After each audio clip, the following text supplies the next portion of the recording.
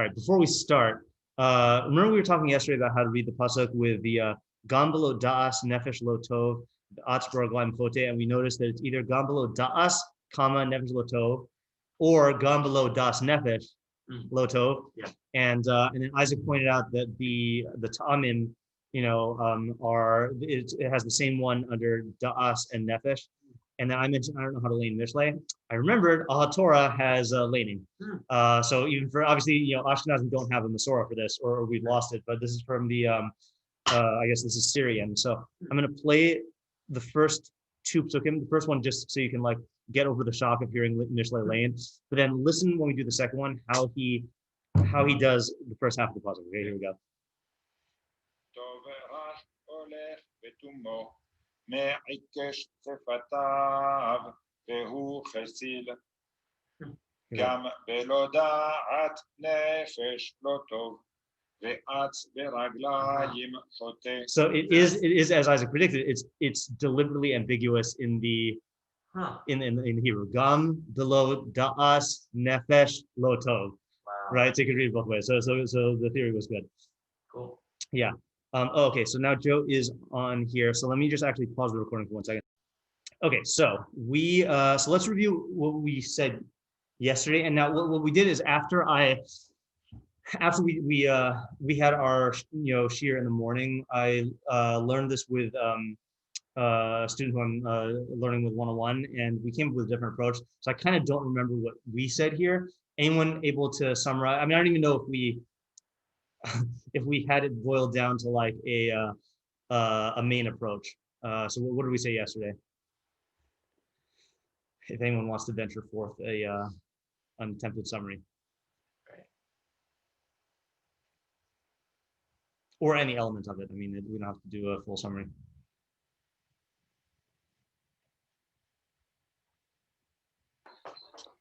It's about a person who is acting without knowledge. Right. So we learned the whole puzzle is going to be a person acting without knowledge. Okay, good. And we said, I believe, or now it's starting to come back to me. We said that if you act without knowledge, then there is not going to be, meaning if you, oh, I know, right, now it's coming back to me. So if you act without knowledge of the particular area of decision making, so you're not going to get the good from that particular area of decision making, no matter how smart you are, because you actually need knowledge of the area in which you're operating. That was how we learned the first half. And in the second half, how do we learn quick on your feet?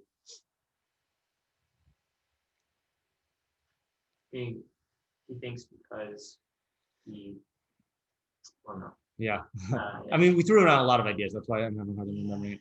Right, we're talking well, yeah, he thinks that he can like deduce the information on the fly. Right. So that is, he's recognizing that he doesn't have enough knowledge, but he thinks that he can compensate for it on the fly, right? Yeah. So did we explain the nefesh or the feet? Well, quick on his feet is just he's acting rashly. He's acting rashly, right? Yeah, I feel like we didn't end up with the unified thing yesterday. So what I came up with the person I was learning with Avi is we actually ended up learning it to be much. We also didn't solve everything, but we learned it to be much broader. We said that the idea of the puzzle is that there are only two reasons why you can make a mistake in decision making, either because you lack knowledge or because you are operating under the influence of an emotion. Okay, so Gam Lo Das and Nefesh Lo Tov is talking about acting without knowledge, and that includes everything we said yesterday.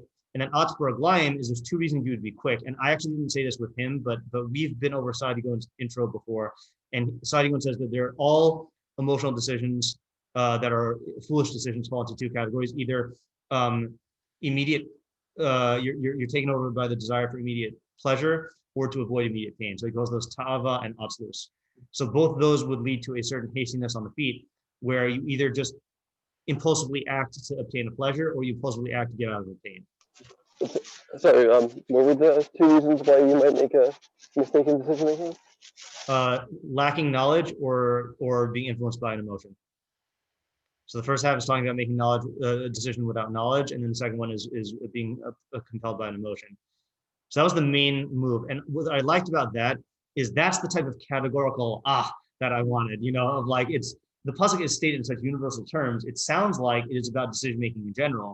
So like, it fit, and this was like a totally comprehensive thing, So the thing that we didn't solve is, so the outstanding questions are, what's lo tov versus chote, and then what's nefesh versus feet,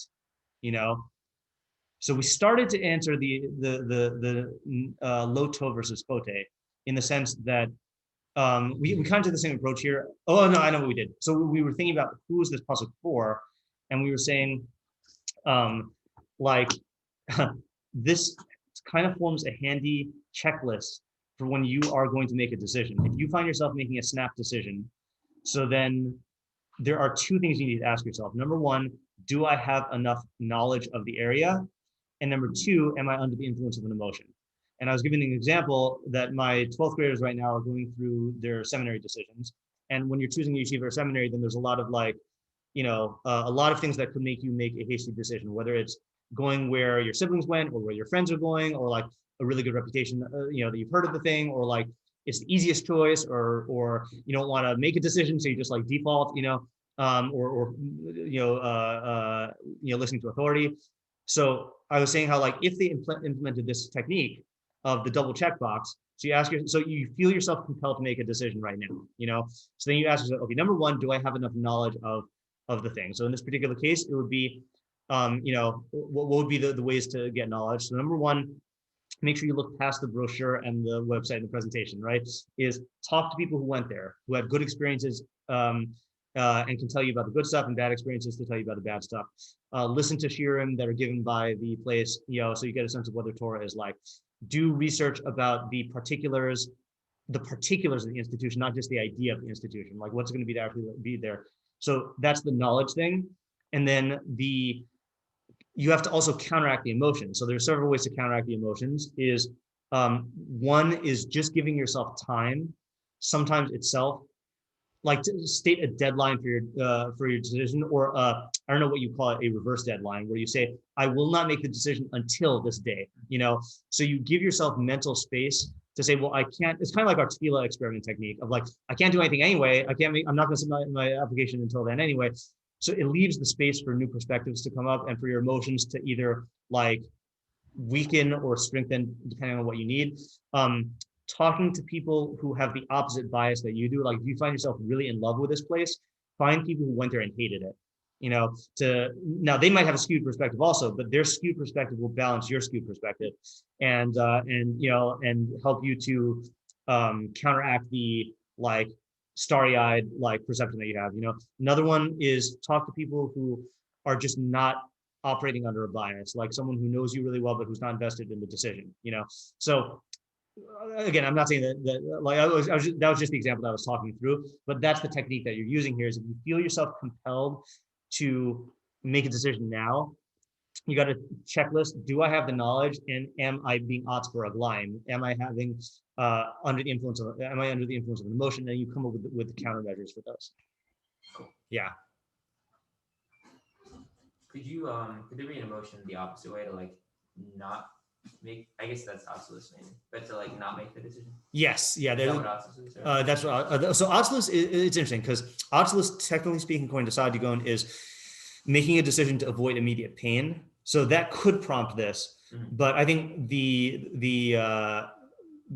category, like there could be other reasons for not making the decision that are not tied to avoiding immediate pain.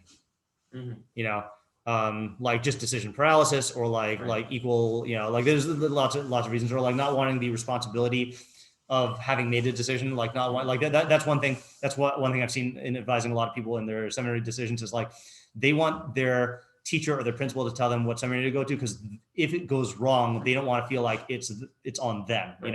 They'd rather blame someone else. Yeah. Okay. So that's an approach. So I think any other thoughts on that general approach to the pasuk? Yeah. I guess there's one thing I didn't say. Yeah, go ahead. The difference between low to over. Yes, that was the thing I'd say. So this part we didn't work out fully, but what I was thinking is like if you're in a situation where you are compelled to make a decision, or you feel compelled to make a decision, a rash decision. So you have to consider what happens. No, I'm not clear on this. Let me just state this idea, throw this out. I don't even know if this is regarding the idea I came up with yesterday with the student or with you guys. I don't know. If you refrain from making the decision because you realize you don't have the knowledge, so then you're going to be missing out on a good. Okay. But if you act impulsively, then there's a greater chance of actively messing something up. Mm-hmm. Now, I don't know if that's always true, but certainly it's true in many cases that like I gave another example when I was learning yesterday afternoon, is like when I was in I was going into my first year of teaching, like I hadn't started yet, and this is when Rabbi Mann, who had been here for a very, very long time, was deciding to move to, or he made the decision to move to Phoenix. Now at the time, I guess Rabbi Mann was in yeshiva and lived locally until my first year of yeshiva. So until or actually it was the year before my first year of yeshiva, until 2001. And then from 2001 until I think it must have been 2008, he was in Plainview and he had a shul. So he, one day out of the blue, called me up and said, "Do you want my shul? Do you want to be the shul rav of my shul?" Now, it was an easy decision for me because I have no desire to be a shul rav, but it was a thing where you don't get an opportunity like this. An opportunity like this doesn't just come along every day, where you have like an active congregation and they're not even doing a job search. It's just that he offered that. So I did have somewhat of a crossroads of go into teaching, which is what I really wanted to do, is teach high school, or go into the shul, to try my hand at being a shul rav, So applying our pasuk to that, if I decided, so let's say, so there were a lot of unknowns, So I was thinking to myself, well, what's the worst that can happen if I decide to not take this opportunity? Is I don't get whatever good would have come from that job. So I'm missing out on a good, But if I were impulsive about it, and I just acted based on, I got to take this opportunity, or something like that. So then I could actively get myself into a worse situation, moving to a place where I didn't know the people, or getting involved with people who I don't even know what their personalities are, shul politics I don't know, and that's that is more of a chote type situation. So I was toying with this idea of refraining from the decision will generally result in lo tov, but acting impulsively will generally result in hate. And hate, I don't mean sin. Hate, I mean making mistakes. Now I say generally because there are situations where failure to act can bring about a disastrous consequence, and acting impulsively is better than not doing anything at all. Like my dad, who's a doctor, was saying how he has a good way of saying it. I don't remember what it is, but it's sometimes when you're in the operating room, when there's an emergency, then it's better to have he has a good way of saying it. I'll try to figure out later. Better to act on a bad plan than to not act on a plan at all, or something like that. Meaning it's better to just do the first thing that comes to your mind and fully commit to it and rely on that than to be paralyzed and just not do anything, so whatever. So that's just a thought. Yeah. But I thought we were saying for the first half that it's talking about making a decision on not enough knowledge. Right. So that's not making a decision. Yeah. Yeah. That's the part that was not congruous. That was incongruous. Yeah. Yeah. That's why I'm saying that this might be a vestige of, or a part of a different approach to the pasuk, but it was just a thought that came up during the learning. Yeah. Okay. So so I guess maybe going with the idea that it's making a decision based on false information. Yeah. And then the second half is making a decision just whatever based on emotion. Yeah. So I guess could you say that that in the first half, if you just make a decision based on wrong information, it's not like you made any mistake. You just obviously it would be better if you had more knowledge. Yeah. You would have gotten better results Yeah. if you had more knowledge, but you didn't you made the best decision given the information you had. Okay. So that's not a chote, that's just you were lacking information, Yeah. so the result is bad or Okay. not good.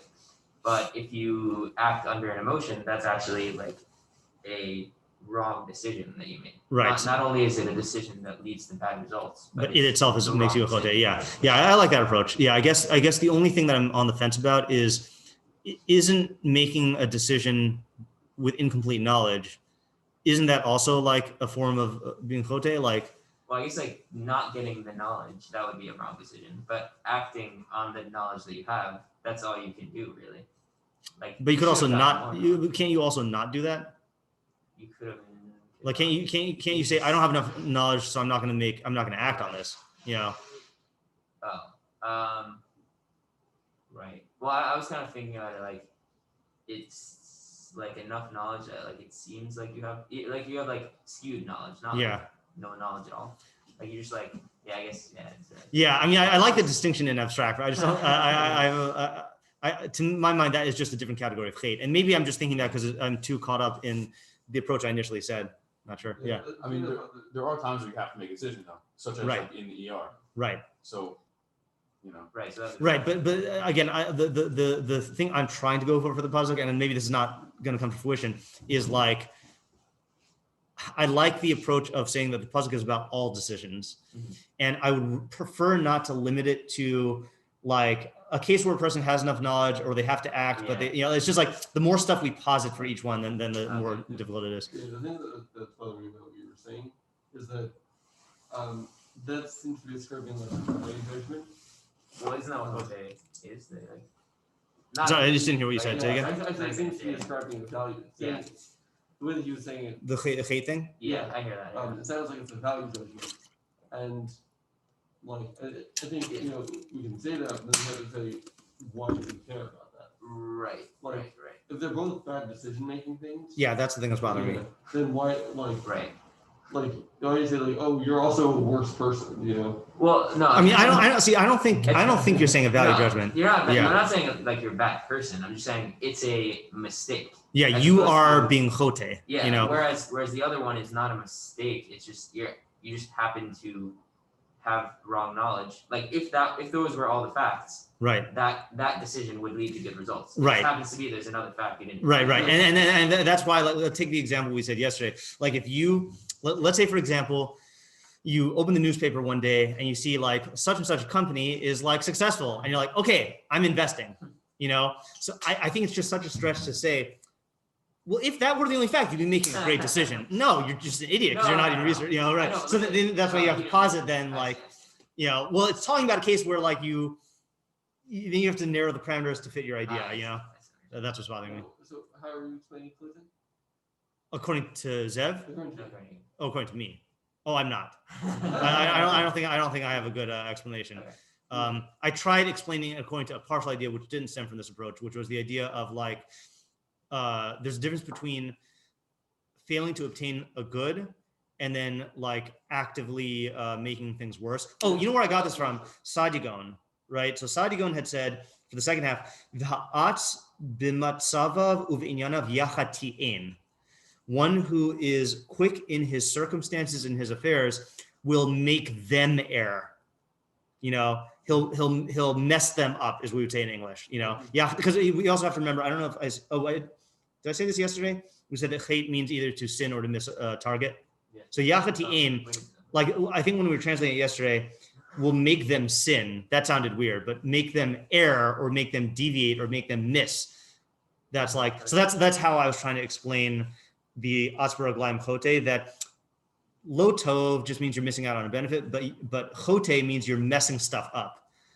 Yeah. And I was going to say that like the probability of and that's what I'm saying, like in general cases, and this is the part that doesn't match the idea, but just take this idea on its own.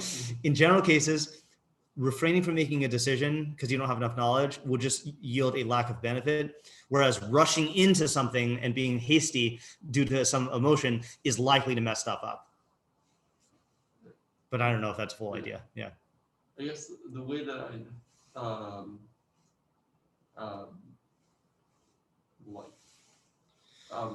phrase the pasuk in English. Yeah. Or the idea of the pasuk in English is that when you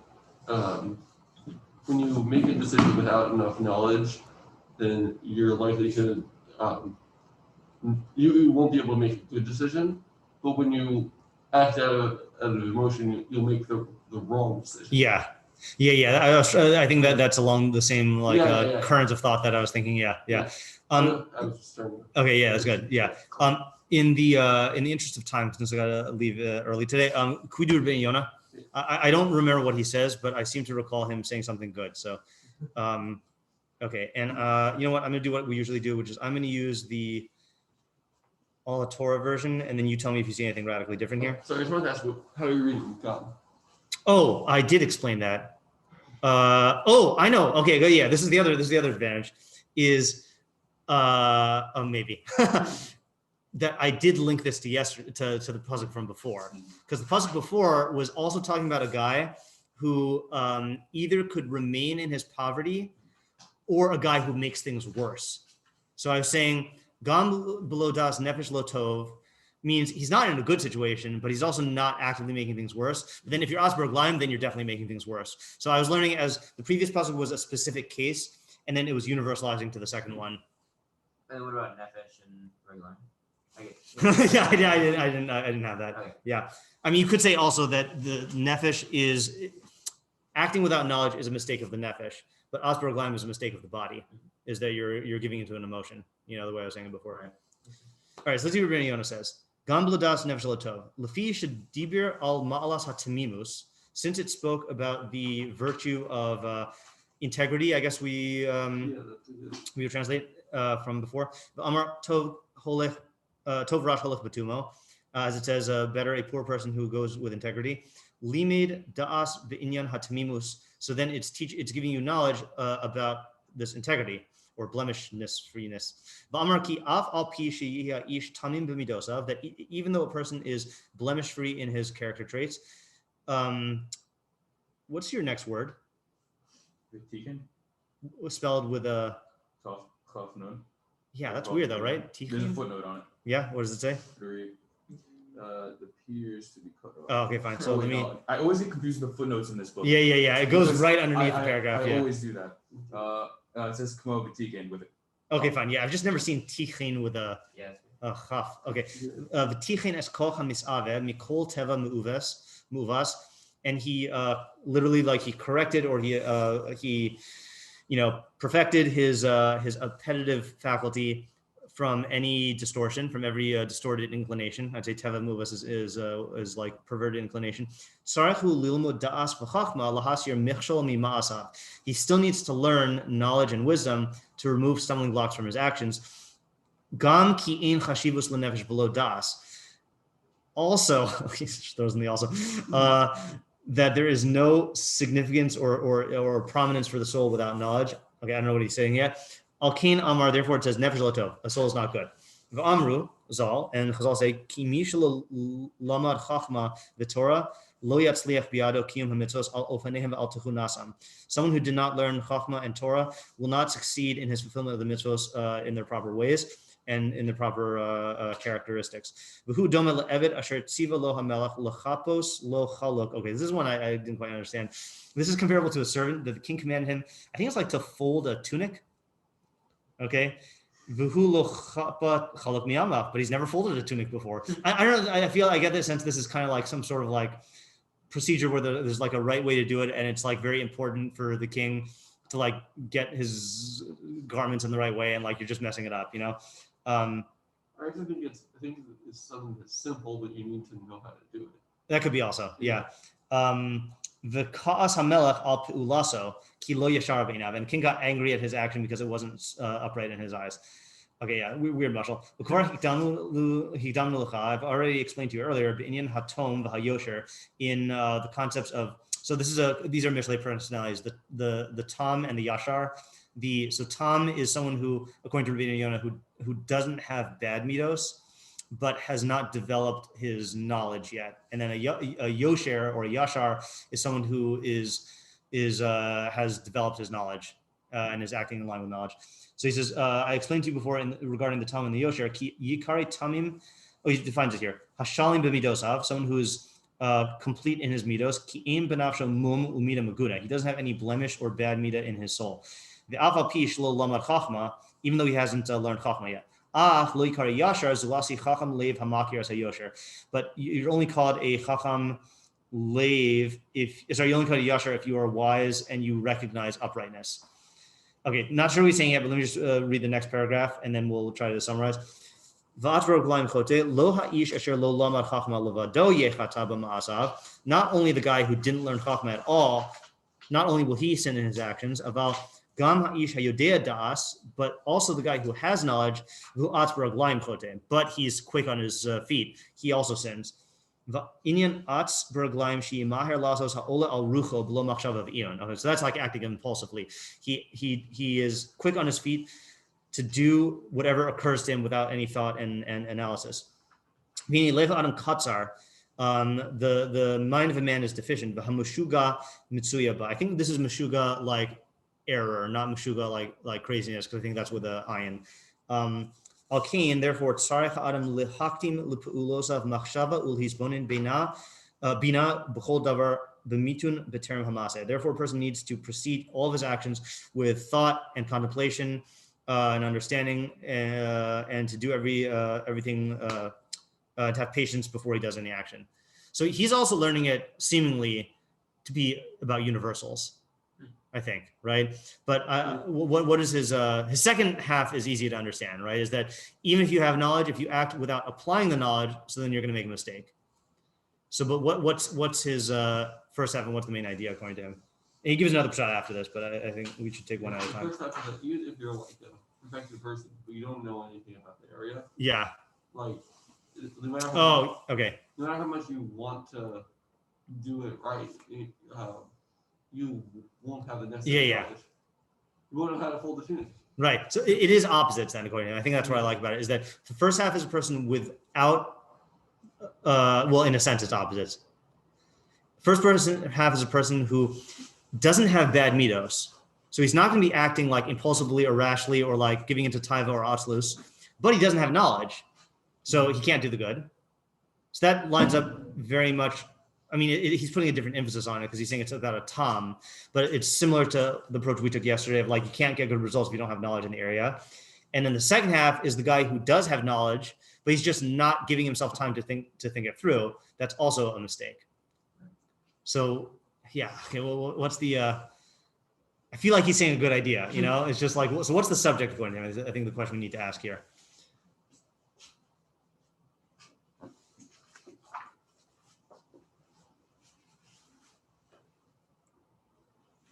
Because he's not taking it as universally as I took it about there are only two types of mistakes and decisions.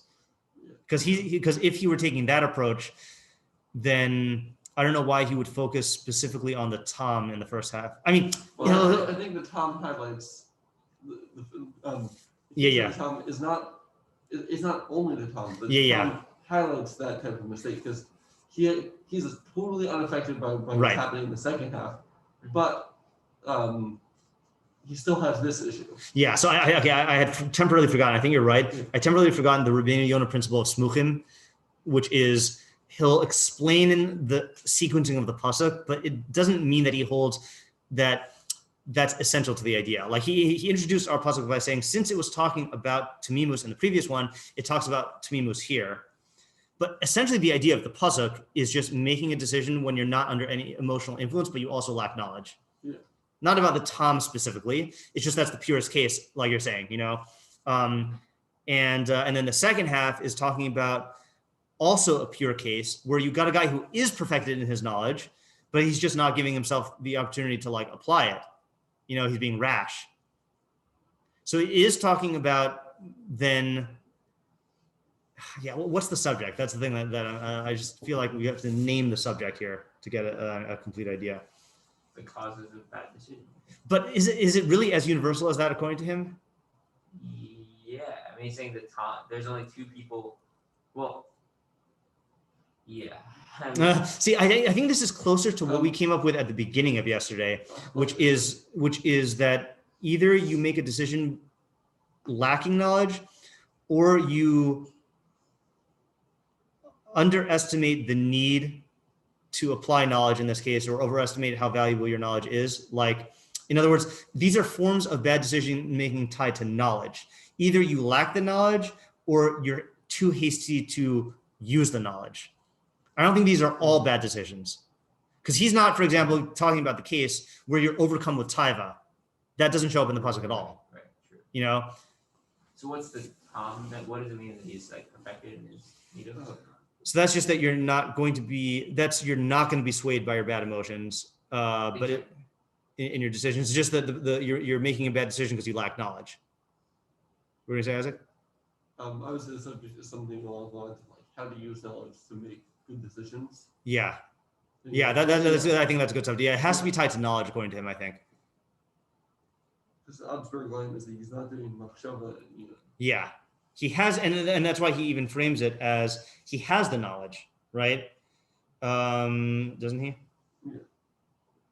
Aval gam ha'ish hayodeh da'as v'u'at berglaim chote. Yeah. So according to him, how does the gam go? It sounds like the gam goes on both of them, but for different reasons. The gam below das nefesh lo tov. So like you could be the nicest guy in the world, but you're not going to get good if you good results if you don't have the knowledge. And also you could be the smartest guy in the world, but if you're atz, then it's not gonna your smart's not gonna do you any good in terms of the decision. And he's not even distinguishing between chote and lo tov. I don't think. Yeah. He's just saying that those are both going to result in bad things. Wait, I'm still confused. Is he getting swayed by an emotion or he's not? According to Rabbeinu Yonah, he's not. He's not. So He's what's just the mistake then? What's happening? He is acting to he's not applying his knowledge. Now you can say that the not applying the knowledge is based on an emotion. Okay. Let's say like impatience or pride or haughtiness, but it's not like the emotion is taking over his decision making in the particulars. Okay. You know, like it's not like, for example, he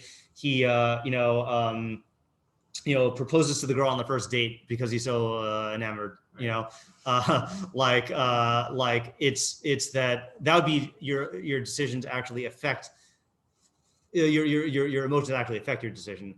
This is like, you know, he thinks he's a really, really good investor, so he can make a snap decision without investigating the particulars or something like that, you know? Really quickly, even though I have to go in 1 minute.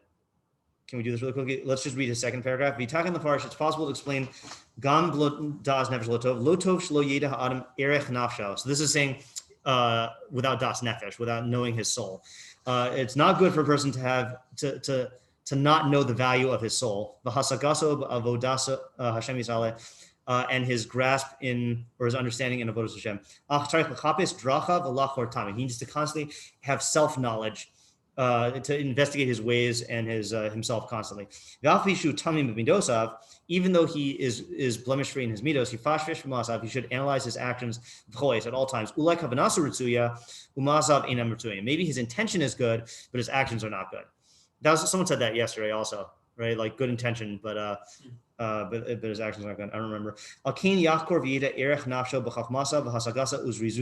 Therefore, he should know his soul. What?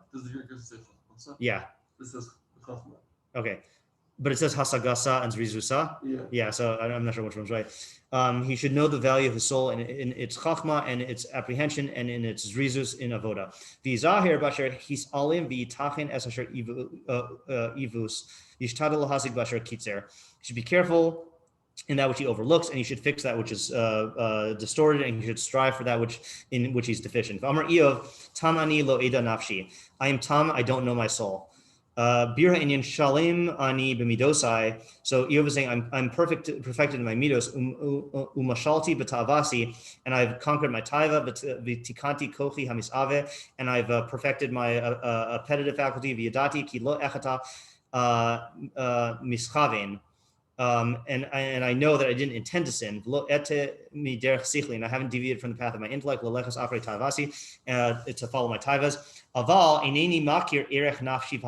But I don't recognize the value of my soul and its attainments. I think it means attainments here, not understanding.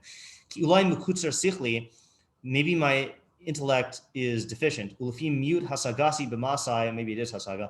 And according, based on the minimal apprehension or the little apprehension of my actions, was rizusai and my diligence, bavoda, in service, rabu pesha. Maybe I have a lot of hate there. Al kain, therefore, ba'i lai hatzara hazos. Therefore, all this tragedy befell me. Ki yadati mishpati Hashem Yisrael emes. tzidko yachtav. I know that the judgments of Hashem are true and righteous altogether. Al kain emas chayai al hayosi tamim b'midosai v'al kavanasi latova.